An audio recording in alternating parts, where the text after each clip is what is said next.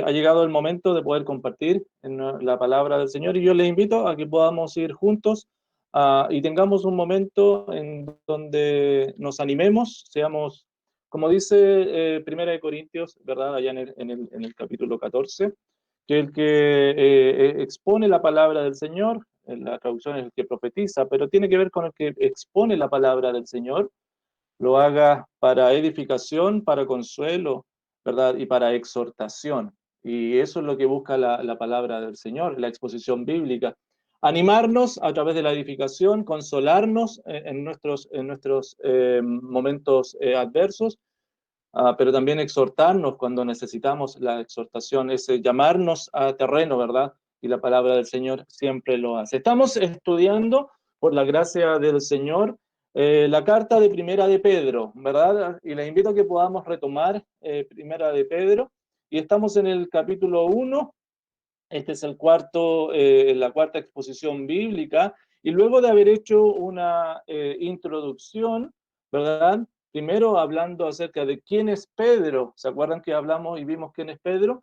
Luego vimos también quién eran los hermanos que estaban recibiendo esta exposición bíblica, ¿verdad? Extranjeros, exiliados. Y la vez anterior pudimos ver una panorámica completa respecto de qué trata esta carta. Esas predicaciones fueron de manera introductoria. Y el día de hoy comenzamos ya a profundizar un poquito respecto a lo que el texto mismo nos dice. Yo voy a estar compartiendo a continuación la presentación. Y como siempre, hermano, usted me avisa, ya si lo estoy haciendo, si lo hago bien o no, porque muchas veces no hago bien las cosas. Bueno, ustedes me avisan si está todo ahí o si se ve o no se ve.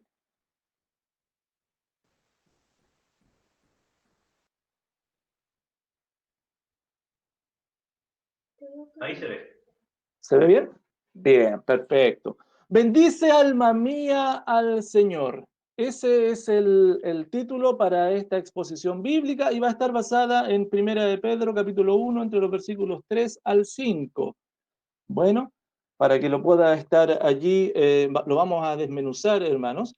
Y Primera de Pedro, entonces, capítulo 1, entre los versículos 3 al 5. Vamos a darle lectura en el nombre del Señor Jesús. Dice, bendito el Dios y Padre de nuestro Señor Jesucristo, que según su grande misericordia nos hizo renacer para una esperanza viva, por la resurrección de Jesucristo de los muertos, para una herencia incorruptible, incontaminada e inmarcesible, reservada en los cielos para vosotros, que sois guardados por el poder de Dios mediante la fe, para alcanzar la salvación que está preparada para ser manifestada en el tiempo posterior.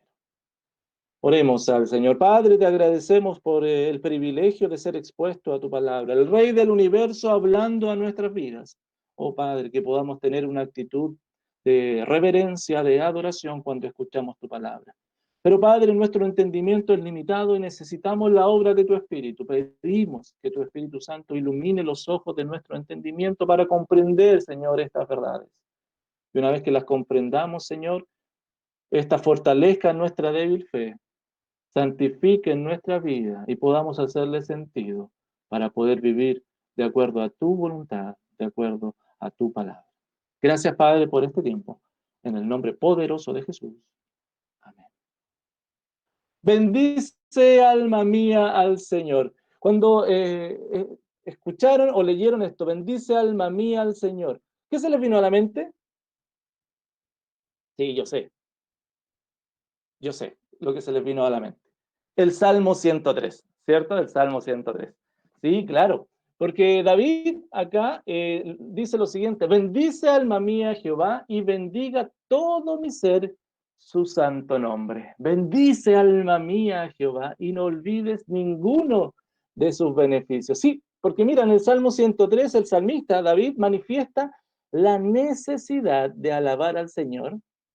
Y lo dice, bendiga todo mi ser su santo nombre, porque hay que alabar al Señor por quien Él es, santo, pero también por los beneficios recibidos. Bendice, alma mía, a Jehová y no olvides ninguno de sus beneficios. Y desde el versículo 3 en adelante, David comienza a hacer una lista de los beneficios que ha recibido.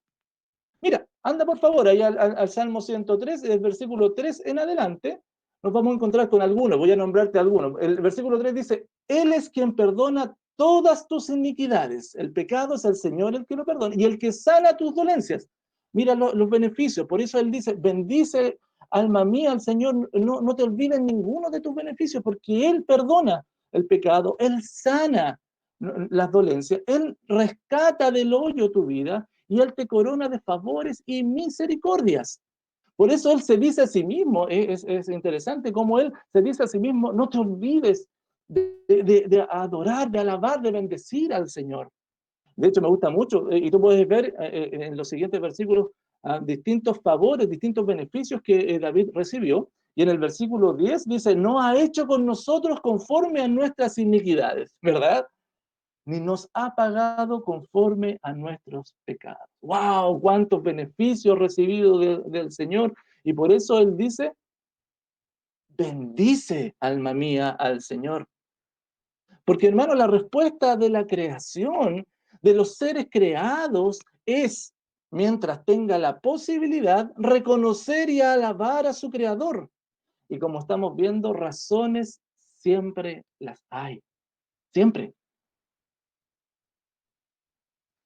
Ahora bien, el apóstol Pedro, volvamos por favor ahí a Primera de Pedro, capítulo 1, versículos 3, y el apóstol Pedro, en un sentir muy parecido al rey David, escribe esta porción animando y recordando a la iglesia, estos exiliados, estos expatriados, ¿se acuerdan que estuvimos viéndolo?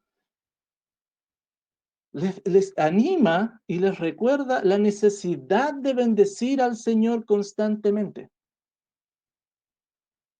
Y en el capítulo 1, versículo 3, Él les dice, bendito el Dios y Padre de nuestro Señor Jesucristo, que según su gran misericordia. ¿Sí? Como el ejemplo del rey David que acá acabamos de ver, bendecir a Dios era un acto común en la liturgia judía, ¿verdad? Los hombres iban y bendecían al Señor, y por tanto esto se aceptaba de manera normal. Sin embargo, mira Pedro ahora cómo lo presenta. Pedro parece cristianizar esta alabanza. Bendito el Dios y Padre, hasta ahí es una expresión judía tranquilamente, sin ningún problema, pero el apóstol Pedro le incluye el Dios y Padre de nuestro Señor Jesucristo.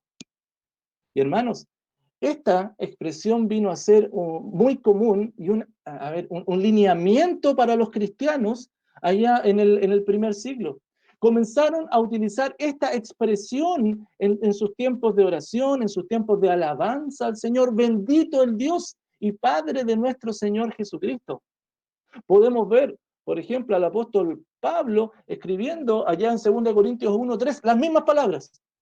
Así comienza el 2 Corintios 1:3. Bendito sea el Dios y Padre de nuestro Señor Jesucristo, Padre de misericordia y Dios de toda consolación. Mira, la misma expresión.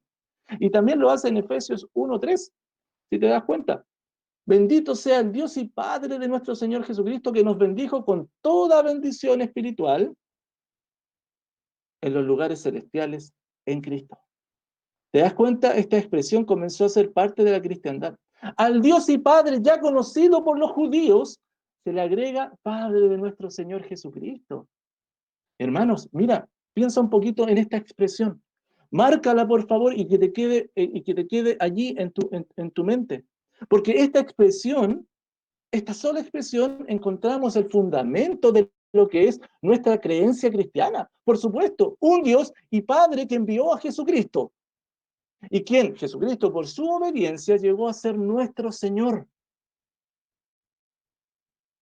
Es el Dios que ha llegado a ser nuestro Padre solo a través de Jesucristo.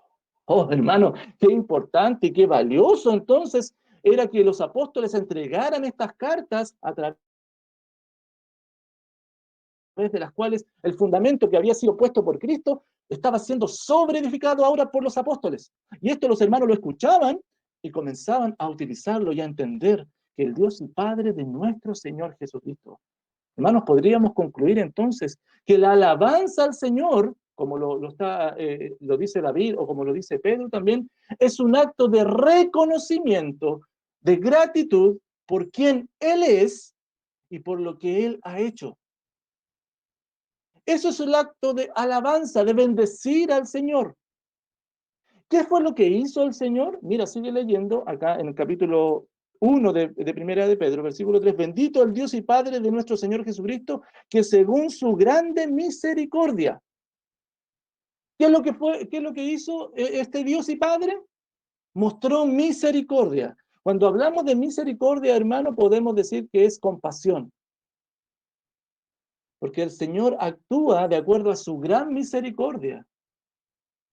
Me llama mucho la atención. Mira, allá en Éxodo 34:6, hermano, Éxodo 34:6, el Señor mismo, Dios, se presenta ahí a Moisés y mira cómo se presenta a sí mismo, cómo él habla de sí mismo. Dice, Éxodo 34:6, y pasando Jehová por delante de él, proclamó, Jehová, Jehová fuerte y misericordioso y piadoso, tardo para la ira y grande en misericordia y verdad. Dios se revela aquí a Moisés a sí mismo como un Dios misericordioso, grande en misericordia. Hermanos, es muy importante recalcar en nuestra teología nuestro conocimiento de quién es Dios.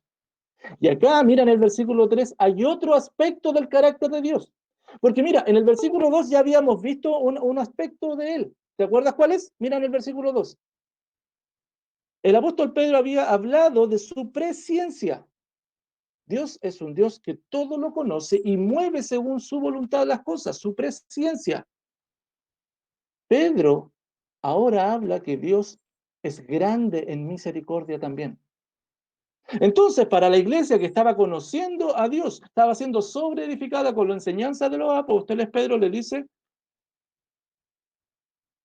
y da a conocer a este Dios como un Dios omnisciente y un Dios misericordioso. Misericordioso. Ahora bien, hermanos, escúchame. Bendito sea el Dios y Padre de nuestro Señor Jesucristo, que según su grande misericordia, Dios es grande en misericordia, pero esa misericordia exige una respuesta de la iglesia. Y eso es lo que Pedro va a comenzar y trata de transmitirle y enseñarle a la iglesia. ¿Cuál es la respuesta de la iglesia al ver la gran misericordia de Dios? Pedro le dice a ellos, bendigan el nombre del Señor, alábenle, reconózcanle, denle gracias en todo momento por sus muestras de misericordia que Dios ha tenido con cada uno de ustedes. Pedro, comenzando su carta y antes de hablarle cómo poder lidiar con su día a día, establece un fundamento que Dios es digno de ser adorado, digno de ser alabado, independientemente de las circunstancias, porque Él mostró su gran misericordia con cada uno de sus hijos. Y el día de hoy, hermanos, vamos a estar viendo algunos aspectos de los cuales esta compasión, esta misericordia de Dios se ha mostrado por nosotros. Y esto a la iglesia debe llevar a bendecir el nombre de Dios.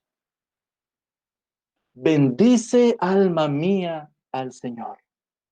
Bendice, alma mía, al Señor. Y el tema central, la proposición teológica para esta exposición es esta. El que está en Cristo vive en un contexto de alabanza continua a su Señor. El que es creyente, el Hijo de Dios, continuamente bendice, alaba al Señor. Su vida, su contexto, siempre lo lleva a adorar al Señor, porque considera siempre su compasión, la misericordia que Él ha tenido con cada uno de los suyos.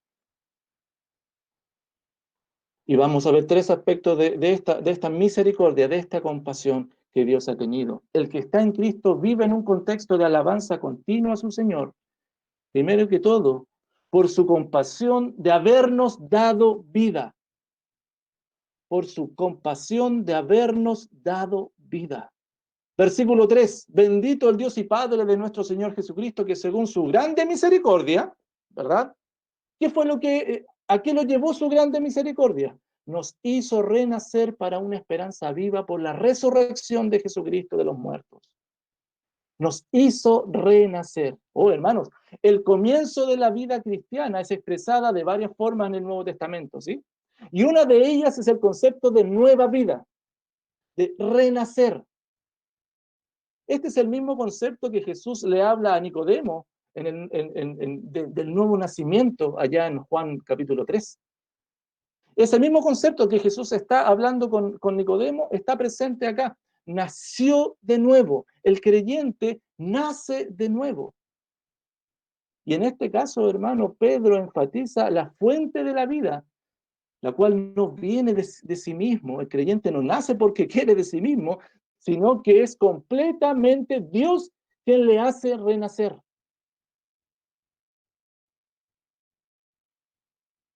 Siendo repetitivo en esto, un poquito más adelante, ahí mismo en el capítulo 1, pero en el versículo 23, mira lo que dice el apóstol Pedro. Siendo renacidos, mira, siendo renacidos, una acción pasiva que recibe el ser humano, no de simiente corruptible, sino de incorruptible, por la palabra de Dios que vive y permanece para siempre. Hermano, Pedro presenta entonces al Señor como digno de ser alabado, no solo por ser el gran creador del universo, ser el gran creador de todas las cosas, sino que aquí, en este pasaje específicamente, Dios es digno de ser alabado porque eligió a los redimidos dándoles nueva vida. Y por esa razón los redimidos le alaban, le bendicen, porque Dios les dio nueva vida. Hermanos, la concepción del nuevo nacimiento que Pedro está enseñando incluye esta entrada a una nueva forma de existencia, la cual incluye una nueva paternidad, una paternidad divina, en donde los hombres entran a esta nueva vida ahora como hijos de Dios. Entonces, hermanos, de esta forma, lo que Pedro le está diciendo a los hermanos es algo esencial, pues si te das cuenta. Que ellos han sido elegidos como hijos, no por la creación general, como muchos postulan, ¿verdad? Hay religiones que postulan que no, que todos son, los que nacen son hijos de Dios y ya, no, Pedro le está diciendo que Dios les eligió en este nuevo pacto en Cristo. Nos hizo renacer para una esperanza viva por la resurrección de Jesucristo de los muertos. A una esperanza viva. Nos hizo renacer a una esperanza viva. Y hermano, cuando habla de esperanza viva, es bien importante que la esperanza viva tiene un contraste con aquella esperanza que está muerta, obviamente. Porque la esperanza que está muerta está basada en cosas que perecen. Para que lo consideremos de alguna forma y tratar de explicarlo, Pablo describe a las religiones paganas, incluso a la filosofía, como acciones, como enseñanzas sin esperanza. Pedro le dice que el Señor nos hizo renacer a una esperanza viva, y Pablo, por otro lado, complementando, dice, bueno, hay muchas cosas que no tienen esperanza. Me gusta mucho como lo dice allá en Efesios 2:12. Por favor, mira lo que dice. En aquel tiempo estabais sin Cristo. Su forma de vida del ser humano antes de Cristo, estabas alejados de la ciudadanía de Israel, ajenos de los pactos de la promesa, sin esperanza y sin Dios en el mundo. Esa era la condición de aquel que está sin Cristo, es una persona que vive sin esperanza. Sin esperanza. De la misma forma, lo dice allá en Primera de Tesalonicenses 4:13. Tampoco queremos, hermanos, que ignoréis acerca de los que duermen, para que no os entristezcáis como los otros que no tienen esperanza. ¿Te das cuenta? Hay personas que viven, otros que no tienen esperanza. Y el Señor, Pedro le está diciendo a la iglesia, nos hizo renacer a una esperanza viva. ¿Por qué es viva esta esperanza? Porque la esperanza de los cristianos además de ser, es eterna, es viva. ¿Por qué? Porque Cristo, es en Cristo, la resurrección de Jesucristo de los muertos, en donde nuestra esperanza se sostiene. Por la resurrección de Cristo, nuestra esperanza es sostenida y es fundamentada. La esperanza viva del creyente, tuya y mía, es definida y es determinada por la realidad pasada que Cristo resucitó. Y como Cristo resucitó, garantiza un futuro porque Cristo vive para siempre. Hermanos, pon atención por favor y toma nota. El concepto de esperanza de los cristianos va a ser clave en esta carta de Pedro. Y transmite el tono de intensidad de esta preocupación que el apóstol Pedro tenía,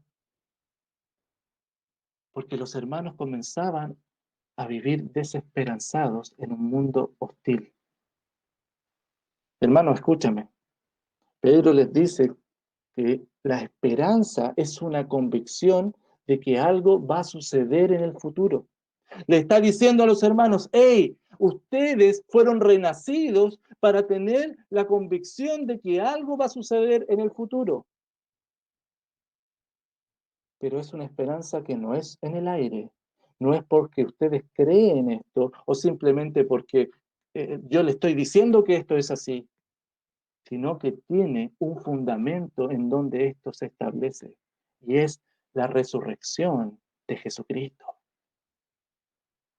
Sí, pues hermano, porque para tener esperanza hay que tener la esperanza, se tiene sobre algo que sea fundamental. Yo, por ejemplo, nosotros tenemos la esperanza de que mañana el sol va a salir, ¿o no?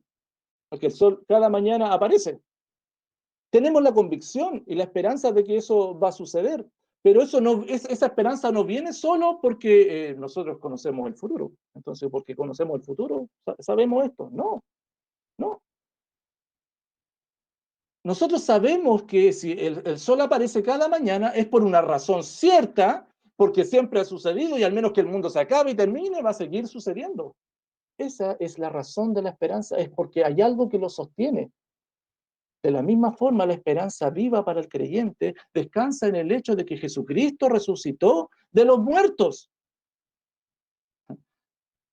Y por supuesto, es la inferencia. Y como lo dice la palabra del Señor, que si Cristo resucitó, Él también resucitará a los que confían en Él, como lo dice Romanos 6:8.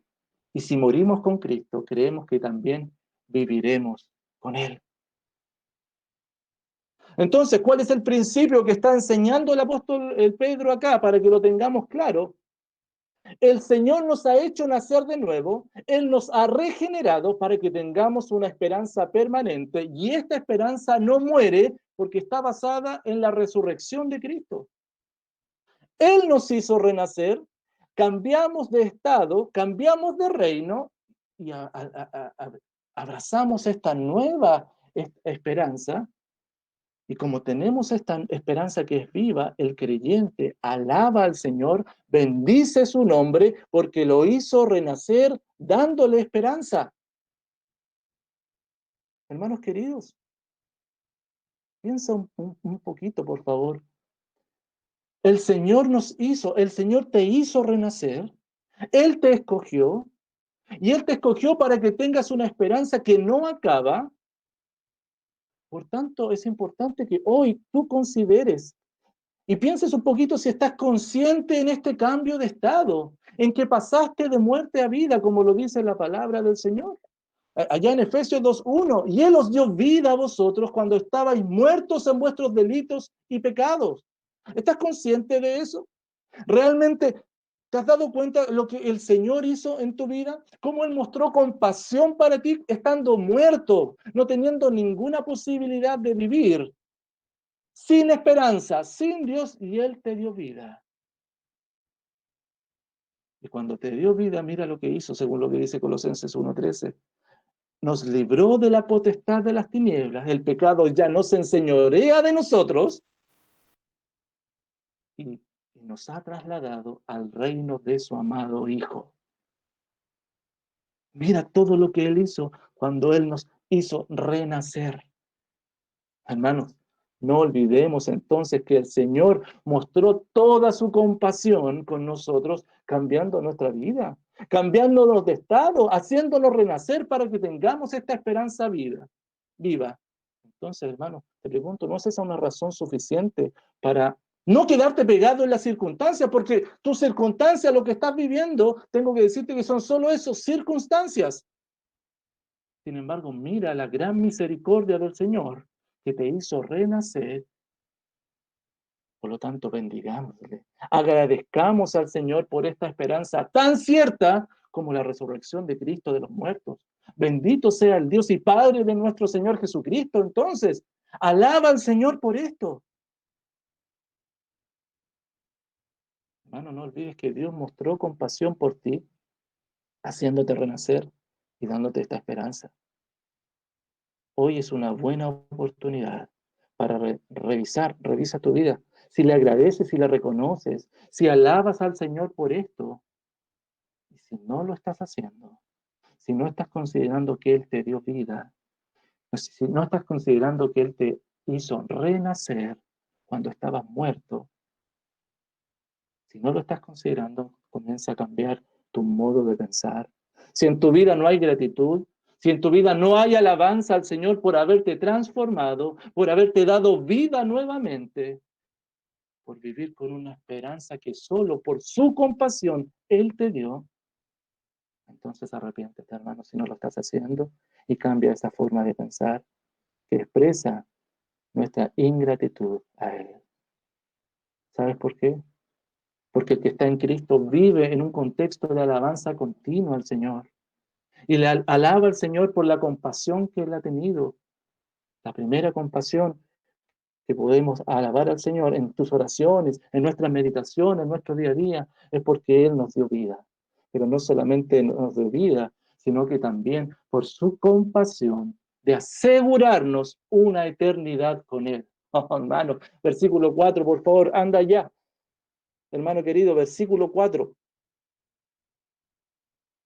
Entonces Él nos hizo renacer para una esperanza viva, pero también para una herencia incorruptible, incontaminada e inmarcesible, reservada en los cielos para vosotros. El apóstol Pedro sigue diciéndole y dándoles motivos por los cuales bendecir al Señor. Su gran misericordia, además, nos ha dado una herencia con estas características.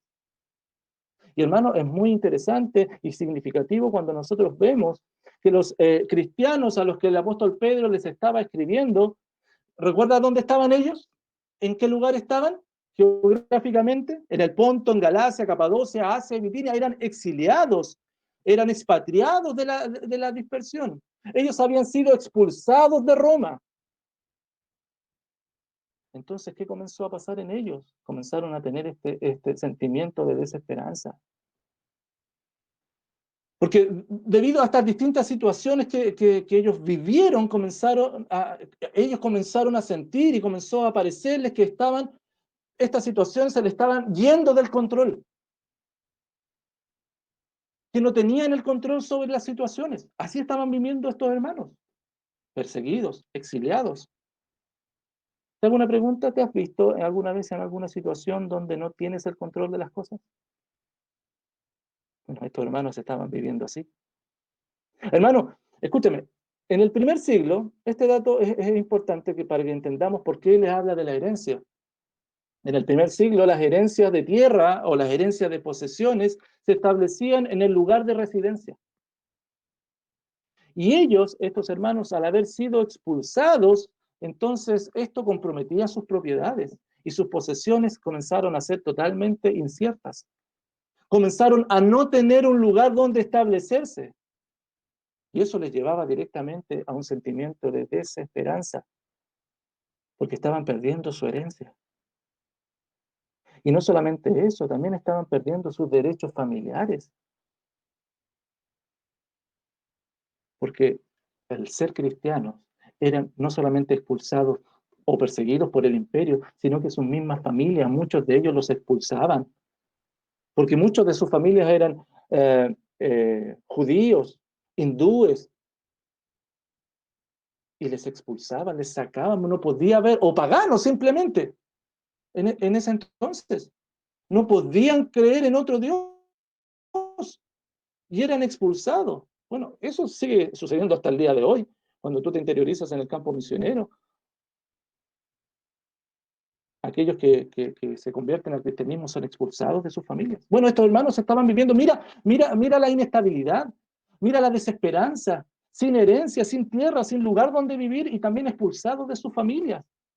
Sin embargo, mira lo que les dice el apóstol Pedro. Les señala a estos hermanos, quienes eran extranjeros, como yo te decía, exiliados, y les habla acerca de su lugar de residencia. Ellos habían recibido un nuevo nacimiento y eso les trajo consigo ser parte de esta nueva familia. Mira lo significativo que le estaba diciendo el apóstol Pedro. Con un nuevo padre y este nuevo nacimiento también les trajo una nueva herencia.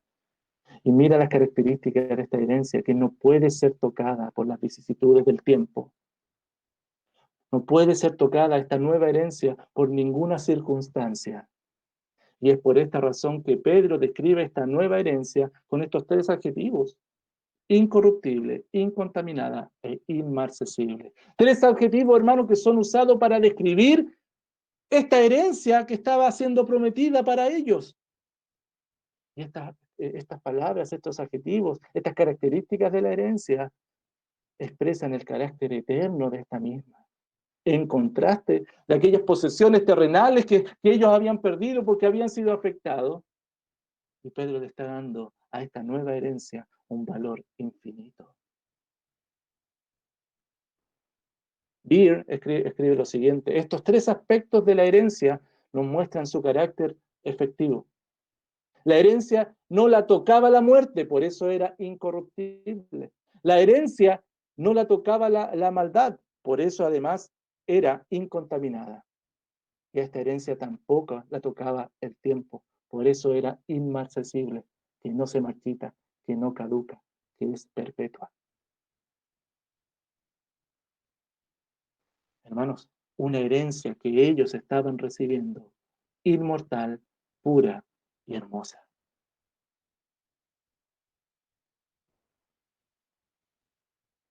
Como el Señor lo había dicho allá en Mateo 6, 19 al 21, no hagáis tesoro en la tierra donde la polilla y el orín corrompen.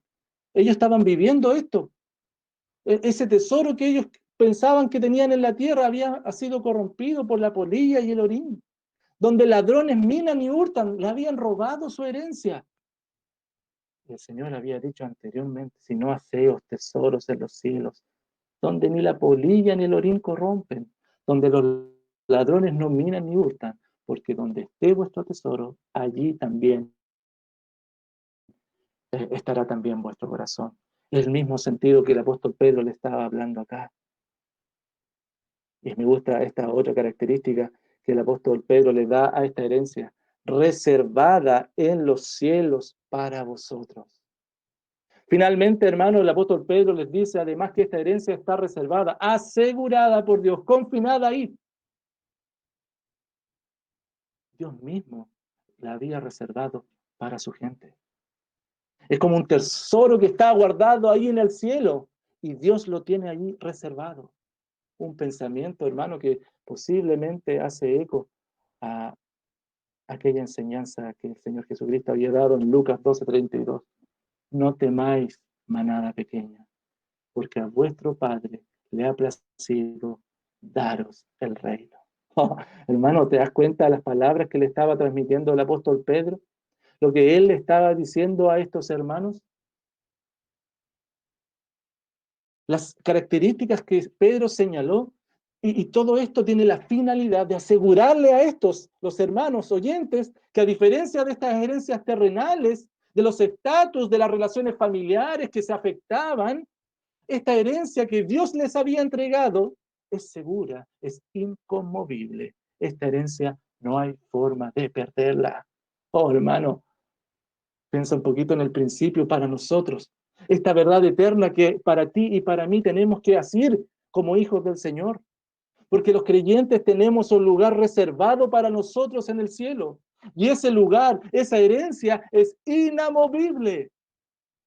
¿Qué debiera provocar eso entonces en nosotros? Por supuesto, hermano, nuestra esperanza viva en el cielo. Tenemos un lugar inamovible allá en el cielo. Por lo tanto, acción de gracia y de alabanzas a nuestro buen Dios.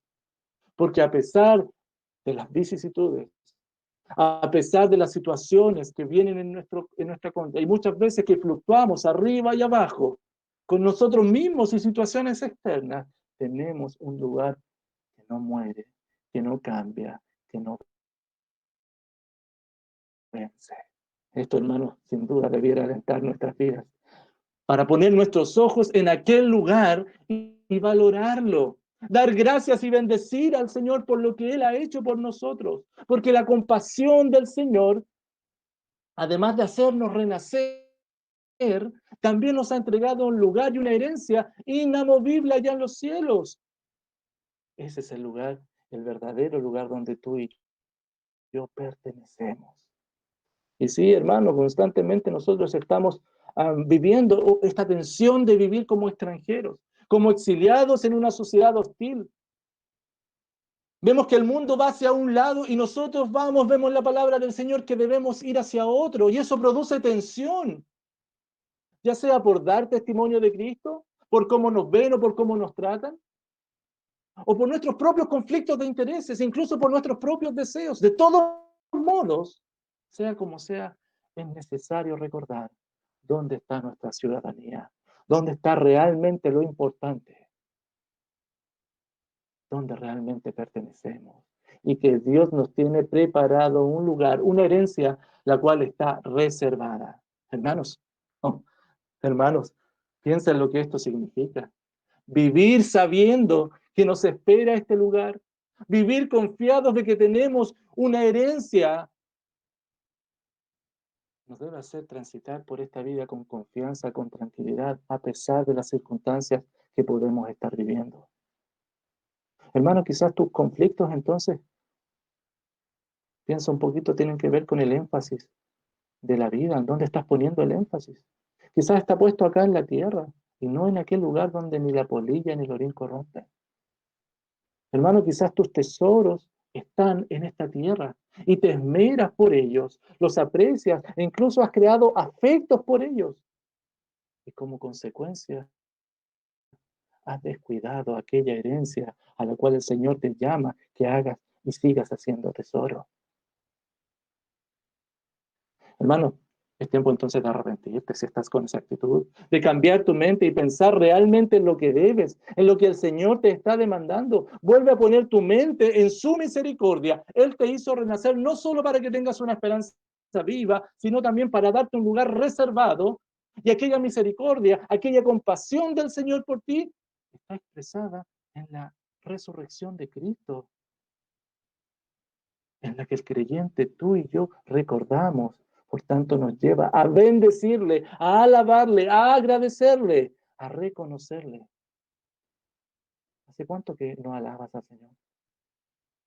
¿Hace cuánto que no le reconoces? ¿Qué te está deteniendo para reconocerle? ¿Qué te está deteniendo para bendecirle?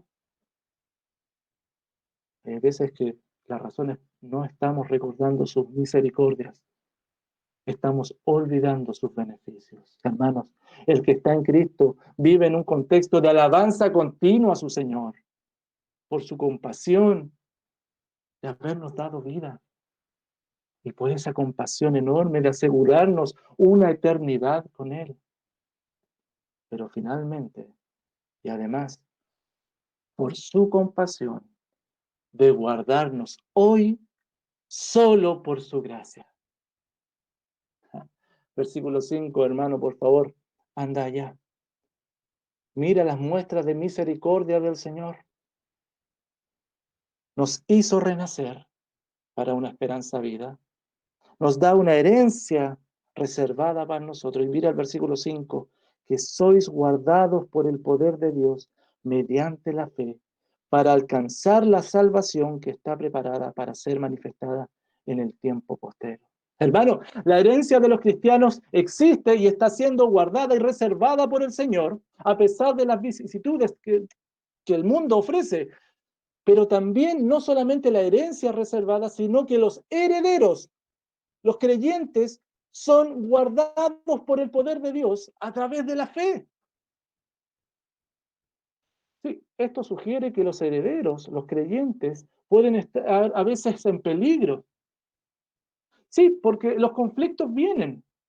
Sin embargo, nada menos que el poder de Dios les está cuidando. Mira lo que dice, que sois guardados por el poder de Dios mediante la fe. Me gusta como lo dice Calvino. Calvino decía lo siguiente, porque paradójicamente es la fe en Cristo la que pone a estos herederos en riesgo respecto a la sociedad, ¿verdad? Por creer en Cristo, por la fe en Cristo, ellos fueron puestos en riesgo. Pero es esta misma fe en Cristo que los identifica como herederos, esta misma fe en Cristo los hace ser protegidos poderosamente por Dios. Hermanos, tengamos presente el propósito de esta carta. Esto es súper importante, hermanos. Mira, anda a 1 de Pedro 5:12, por favor, al último capítulo, versículo 12. 1 de Pedro 5:12. Mira lo que dice. Por conducto de Silvano, a quien tengo por hermano fiel, os he escrito brevemente. Se dice que Silvano es el que escribió y redactó esta carta, más bien dicho, y Pedro estaba ahí narrándosela. Os he escrito brevemente amonestándoos y testificando que esta es la verdadera gracia de Dios en la cual estáis. Pedro, el objetivo y el propósito de esta carta es escribirle y recordarle, amonestarle, ponerle el evangelio en la mente y decirle, recuerden que esta es la verdadera gracia de Dios. Ustedes están en la verdadera gracia de Dios.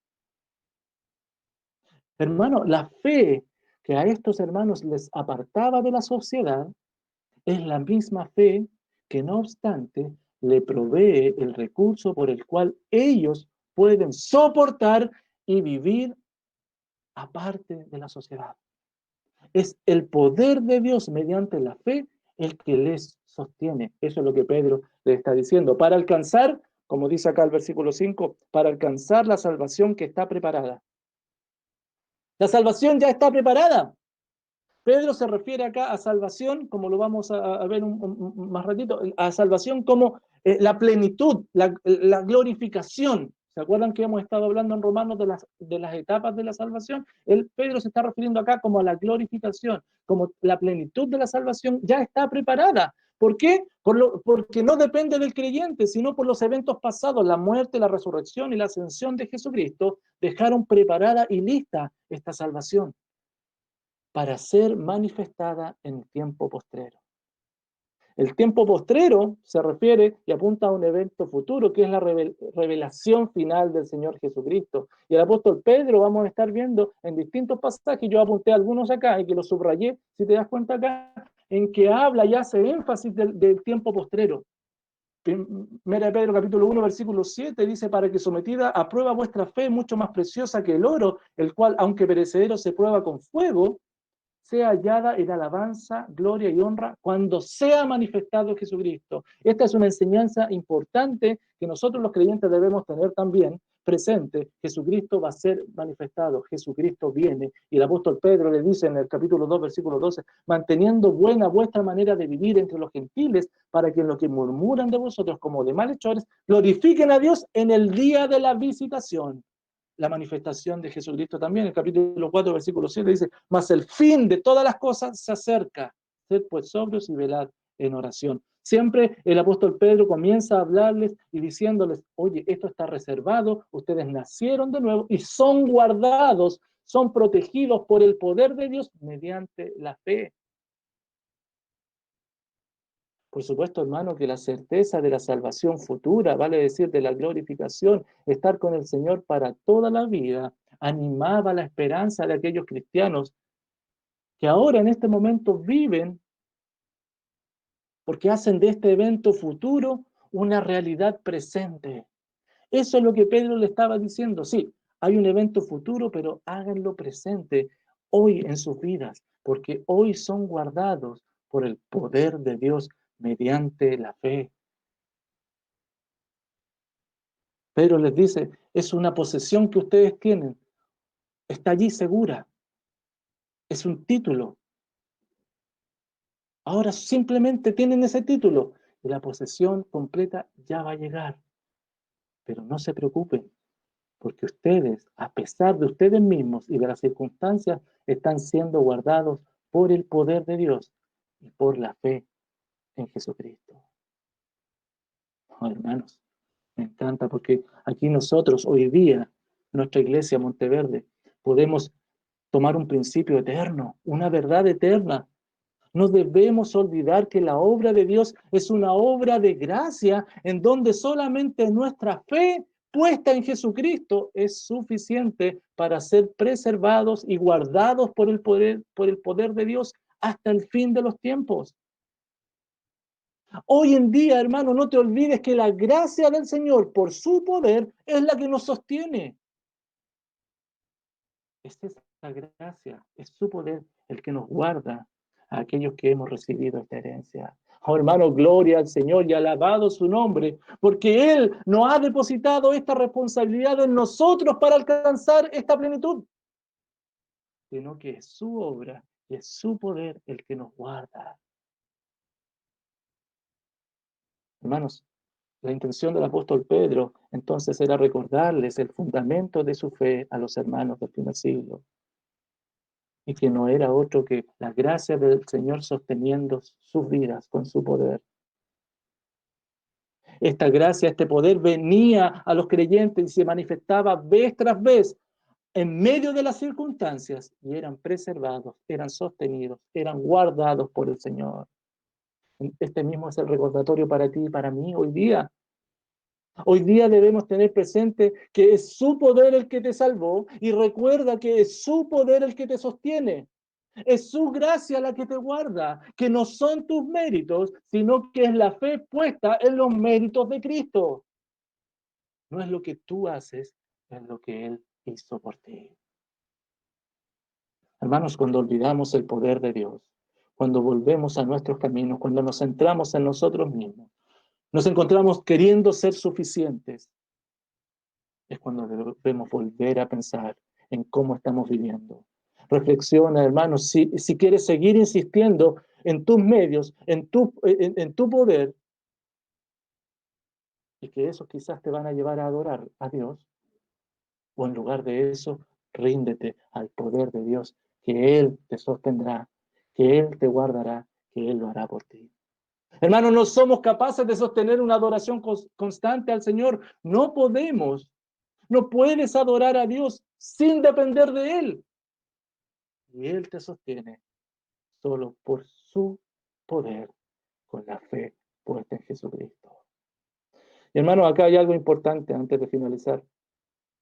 Considera esto.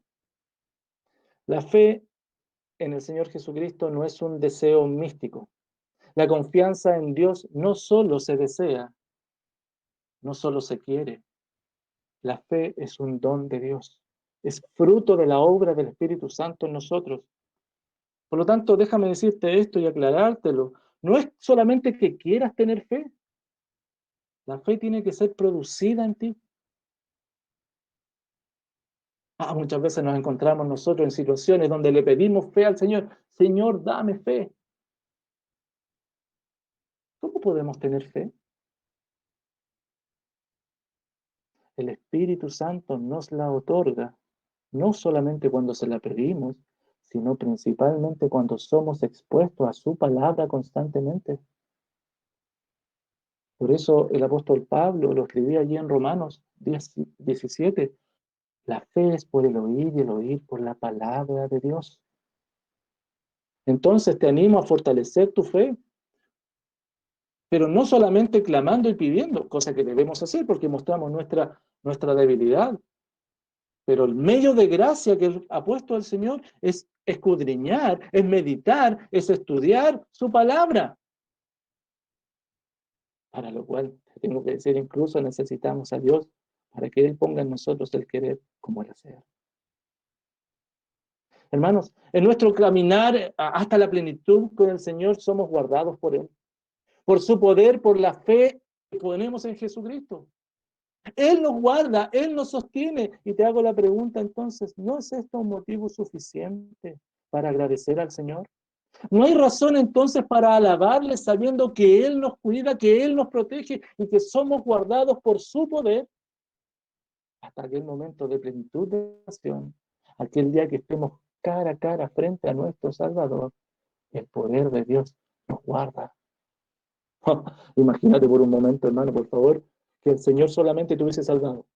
Imagínate, piensa un poquito, que el Señor solamente te hubiese salvado y te hubiese dejado solo, a ti solito o solita para que le sirvas.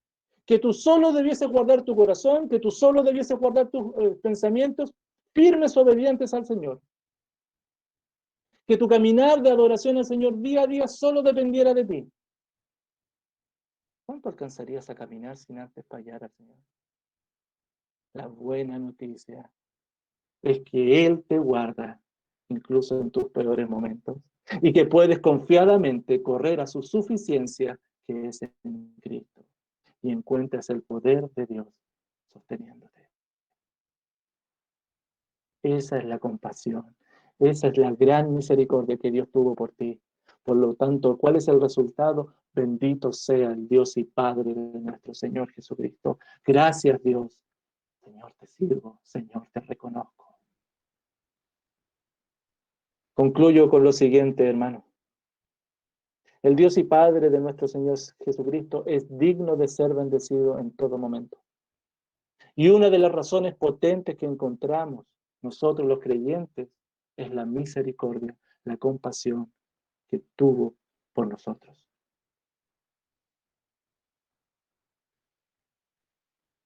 Thomas Brooks, un puritano, mira lo que escribe. Y por favor, espero que te haga sentido esto, porque estamos hablando de cómo Dios ha mostrado su misericordia. Vimos tres formas que Dios mostró su misericordia. ¿Cuál es nuestra actitud ante la misericordia de Dios? Él dice, la misericordia de Dios es un motivo muy fuerte para no pecar. La bondad de Dios nunca debe convertirse en un pretexto para pecar. La Biblia dice que debido a la misericordia de Dios, los creyentes debemos entregarnos completamente a Él, cuerpo, mente, para ser usado en su servicio, como lo dice Romanos 12:1. La misericordia de Dios debe conducir a los creyentes a amarle, a no pecar contra Él. Una comprensión correcta, entonces, hermano, de la misericordia divina trae como resultado una atracción a Dios y un aborrecimiento del pecado. No olvides nunca, entonces, que el que está en Cristo vive en un contexto de alabanza continua a su Señor, por su compasión de habernos dado vida, por su compasión de asegurarnos una eternidad con Él, y por su compasión de guardarnos hoy solo por su gracia. Amén. Que el Señor nos siga guiando, que el Señor nos sostenga y que podamos, a través de su gracia, ser bendecidos, crecer en la alabanza del Señor día a día. Vamos a orar para ir finalizando, agradeciendo al Señor por su palabra, por el culto que hemos tenido el día de hoy, y que nuestra vida constantemente pueda decirle, bendito sea el Dios y Padre de nuestro Señor Jesucristo. Oramos a nuestro buen Dios. Padre, en el nombre del Señor Jesucristo oramos y te agradecemos por tus misericordias. Gracias por la posibilidad de ser expuestos a tu palabra. A través de ella fortalece nuestra fe para ser guardados por ti. Mi Padre, gracias por tus muestras de misericordia, haciéndonos renacer a una esperanza viva, dándonos una herencia que es inconmovible. Señor, nos guardas en el día a día por tu poder. Gloria a ti, Señor. Padre, que podamos tener estos conceptos de tu misericordia firmes en nuestra vida, pero no solamente en un concepto, sino que nos lleven constantemente a alabarte, a agradecerte, a reconocerte, a bendecirte. Gracias por este culto, Señor, que hemos celebrado. Gracias por las oraciones que hemos podido rendir, humillar nuestra vida delante de ti. Padre, enséñanos a orar, ayúdanos a orar, a ver la necesidad de orar y no desmayar. Padre, que esto podamos hacerlo cada vez en nuestra vida. Pero también, Padre, oramos, dándote gracias por las alabanzas. Gracias, Padre, porque hemos podido juntos declarar verdades. Gracias por aquellos que han podido conectarse. Padre, oramos por aquellos que no han podido. También oramos por los que no han querido. Y Padre, danos la sabiduría para amarnos, enséñanos a amarnos, que seamos conocidos por una iglesia que se ame, para que así vean el amor, Señor, y te glorifiquen. Gracias, Padre, por este tiempo. Ayúdanos, Señor, a ser generosos contigo, a bendecirte en todo momento.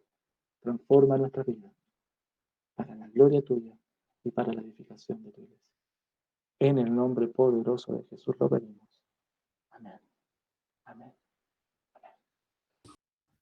Muy buen día, queridos hermanos. Un verdadero gozo poder compartir con ustedes hoy nuevamente este hermoso tiempo en donde podemos disponer en nuestro corazón, ¿no es cierto?, nuestra mente para poder alabar al Señor con nuestra voz. Pero antes de eso es lo que sale del corazón. Yo le invito, hermano, a que usted pueda reflexionar, pensar qué es lo que realmente estamos cantando a nuestro Señor, qué es lo que realmente es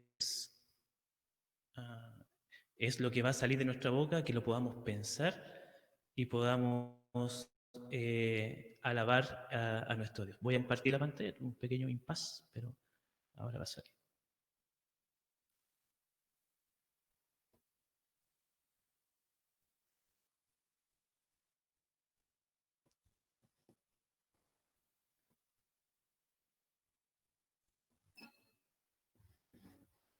Como les invitaba, ponga su disposición en adorar al Señor. Y vamos a comenzar este tiempo de alabanza a nuestro Dios cantando Vengo a adorarte.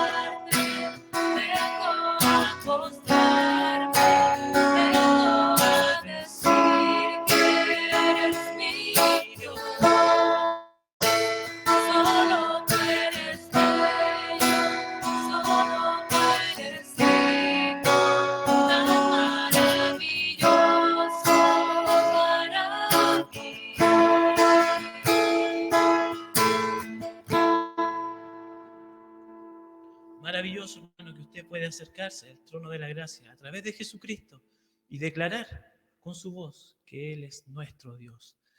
El salmo que hoy tenemos para lectura es el Salmo 119, un hermoso salmo en el cual está cuidadosamente confeccionado, ¿no es cierto?, como un acróstico.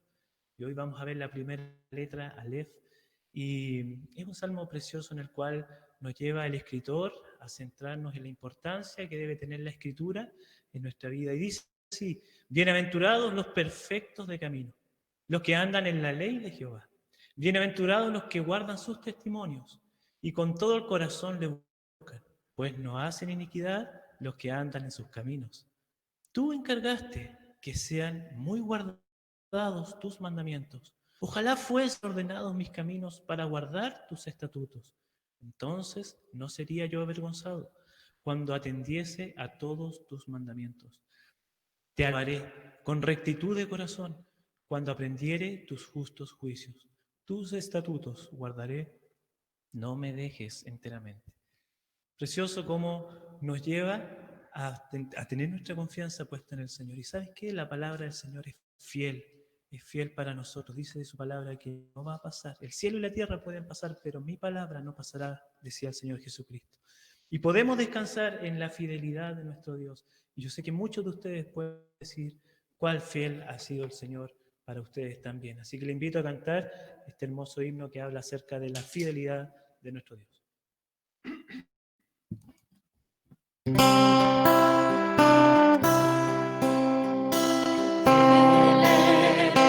tú, Señor, oh Dios mi Padre, ningún indicio de cambio en ti, siempre constante en tus compasión. Como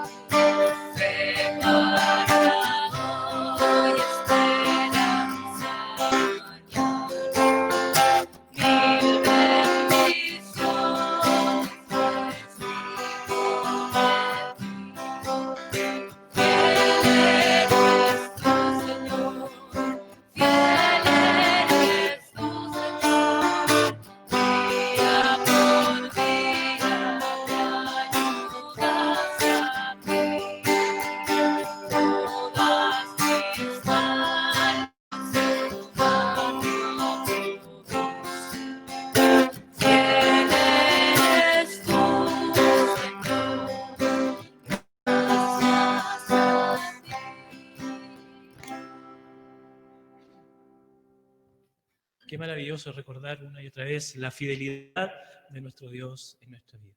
Y también para terminar este tiempo de alabanza a nuestro Señor, te invito a que puedas reconocer la grandeza. El Señor reina sobre todas las cosas. Nuestro Dios está sobre todo, Él es soberano. Y Él está reinando aún. En estos tiempos quizás que se ven difíciles, el Señor reina. Y te invito a que podamos juntos alabar al Señor con esta alabanza.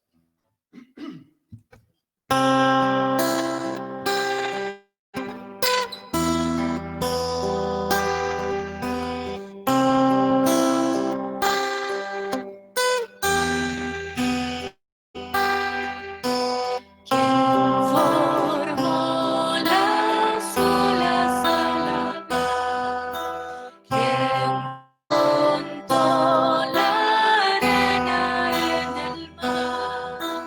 Reyes, pueblos, tierra su voz, la creación le rinde adoración.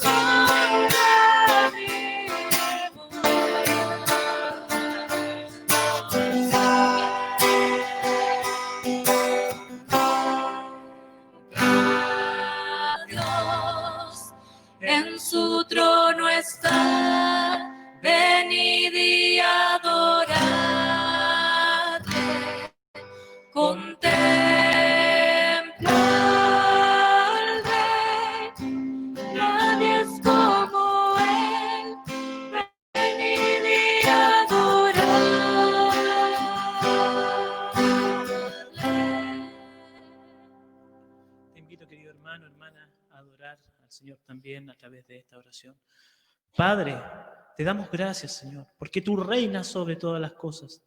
Padre, tú estás sobre todas las circunstancias y nosotros hoy nos sometemos a tu voluntad, Señor. Hemos declarado, Padre, que tú eres el Dios que reina. Pedimos, Señor, que tú trabajes también en nuestros corazones para que esto sea una realidad en nuestro día a día. Gracias, Padre, porque estamos seguros en tu reino. Gracias, Padre, porque no hay otro lugar mejor en el cual poder descansar, sino en Jesucristo, en su sacrificio, por medio de la fe y la esperanza, Señor, de que también algún día estaremos contigo. Gracias, Señor. Oramos a ti en el nombre de Jesús. Amén.